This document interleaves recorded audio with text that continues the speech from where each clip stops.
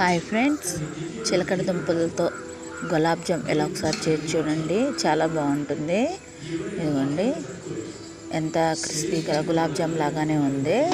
Same ఇదిగోండి, అలాగే వేపుకోవడం అలాగే. ఇదిగోండి చూడండి, గులాబ్ జామ్ ఎలాగ ఉంటుందో అలాగే వస్తుంది. ఒకసారి ఇలా ట్రై చేసి చూడండి. ఇది మొక్కజొన్న పిండి ఇదిగో పాకానికి రెడీ చేశాను ఫ్రెండ్స్.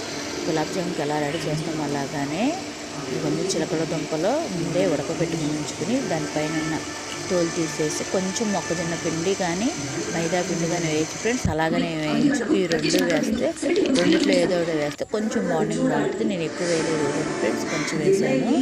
బాగా కలిపేసి కొంచెం చేతికి ఆయిల్ రాసుకొని ఉండ వచ్చేలాగా చేసుకోండి ఫ్రెండ్స్.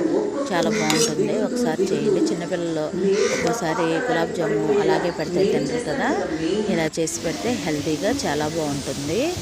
ఇదిగోండి, మీడియం ఫ్లేమ్లో పెట్టి ఎర్రగా వేయించుకొని వేగిన తర్వాత గులాబ్ జామ్ ఎలా వేస్తామో పాకంలో అలా వేసేయటమే ఫ్రెండ్స్. వేసి ఒక 2 నిమిషాలు ఉంచి తీసేయండి. దాంట్లోనే ఉంచేస్తే గులాబ్ జామ్ లాగా కలిసిపోయి మనకు రాదు. తీసుకుని పక్కన పెట్టుకోవటమే. ఇదిగోండి, ఇలా తీసుకుని మనకి 2 వాయిలు అయితే నేను 1/2 kg తీసుకున్నాను. నాకు వచ్చి 25 క్వాంటిటీ అయినాయి. ఇదిగో ఫ్రెండ్స్, ఇలా వచ్చినాయి.